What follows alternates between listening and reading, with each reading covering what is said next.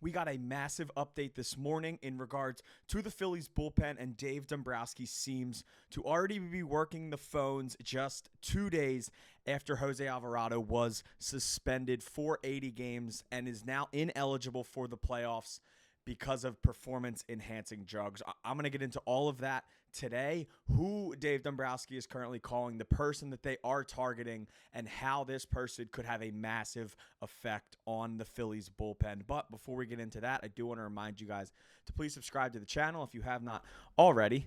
Just 35% of our viewers that are watching our videos have subscribed so far. Myself and Sean Bernard are putting almost over a video a day right now on average for you guys. This is the only place to be for all Phillies content on YouTube. So Dave Dombrowski seems to be hitting the phones, and it is a familiar face by the name of David Robertson. David Robertson was with the Phillies twice already, but there was a report from Mark Feinsand this morning saying that prior to the announcement of Alvarado's suspension, a source said the Phillies reached out to free agent David Robertson, easily the best reliever left on the open market. No serious talks took place, the source said, but it wouldn't be a surprise if the Phillies considered a reunion with the 40-year-old who has had 2 previous stints in Philadelphia. Obviously, Jose Alvarado goes down on Sunday. The news comes out that he is being suspended 80 games for performance-enhancing drugs and is ineligible now for the postseason. The Phillies lost their best reliever on Sunday up until the middle of August, and after that,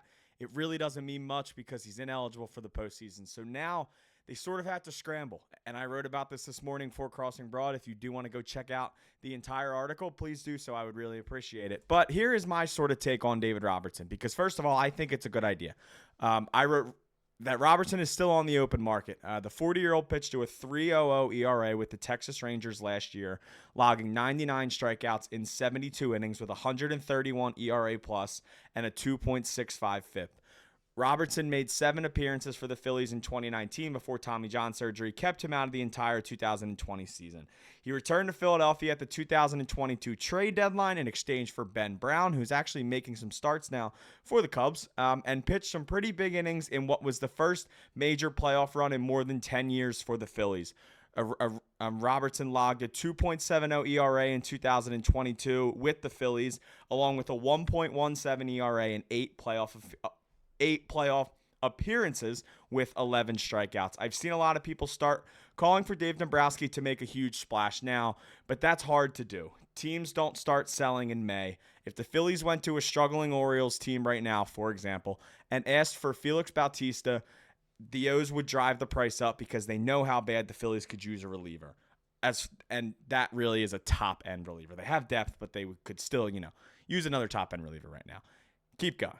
The 8 guys that are currently in the bullpen are not the exact 8 guys that will be here for the postseason. I can guarantee you that. I'd be interested in a reunion with Robertson. I think adding a veteran to this bullpen who has a ton of proven success could be big for this team, and nothing has changed. My stance still stays exactly where it is. I think bringing a familiar face in, a guy who is a veteran, a guy who has been pitching in this league for a long, long, long time. He was pitching in the league back when the Phillies faced the Yankees in 2009. He was on the 2009 Yankees team when they won the World Series. He is a veteran of the game. He's 40 years old, and a 3.00 ERA flat last year at age 39 is pretty impressive. He's still got the stuff.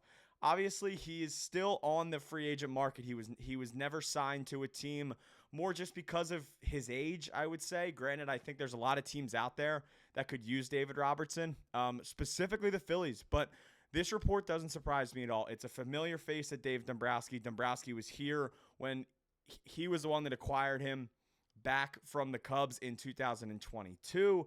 The Phillies organization, John Middleton, is familiar with David Robertson from both times. And to be completely honest with you, he's had a lot of success over the past few years. 2022, his ERA was under 2.5 in 63 innings with 81 strikeouts. 2023, his ERA was just over 3 with 78 strikeouts. 2024, his ERA was a 3 flat with 99 strikeouts. Jose Alvarado was a huge loss for this team. The Phillies need another high-end reliever right now, but the issue is, like I said in the article, teams aren't going to want to trade their guys right now. Nobody starts selling on May 20th. They know they can continue to drive The price is higher at the trade deadline than it is on May 20th. Every team knows that, and they're not going to start selling their players right away for multiple reasons. One, they know they can get more of a price at the deadline. Two, some teams that are on the fence of selling or buying or staying put, they still think that they can get into that playoff hunt, and maybe they don't want to sell right now. But I think this would be a great move for the Phillies. I think they should be all over this, and I think it's something that, to me, seems like there's a pretty good chance of it happening. I don't think this report, it's not like the Phillies are battling with any team to get Robertson. There hasn't been any reports that any team has been interested in a reunion with Robertson or signing him yet.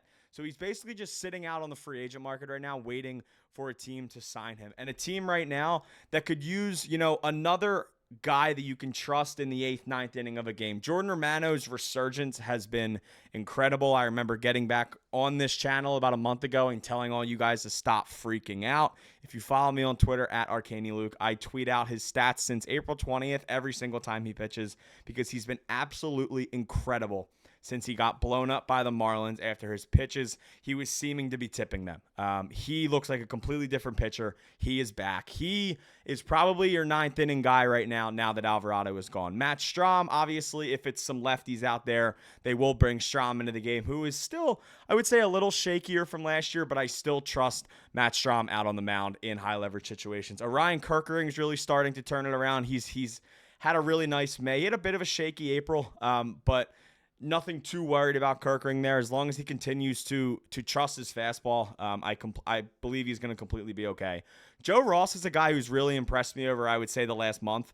The Phillies are finally starting to find his role, and he's able to give you those few innings, but he's giving you some sort of later inning outings right now. And that's been really refreshing for the Phillies to have. Jose Ruiz obviously just returned from the injured list on Sunday. Tanner Banks is their second best lefty in the bullpen right now. And that can be an issue. Tanner Banks has done a pretty nice job. Obviously he has, some outings where he gets roughed up a little bit, but he has thrown some pretty nice innings. Carlos Hernandez for me is the guy that I just can't let get away. Unfortunately, and I know a lot of people are going to laugh at me when I say this, I see the potential there with Carlos Hernandez. I see what the Phillies see of why he hasn't been DFA'd yet.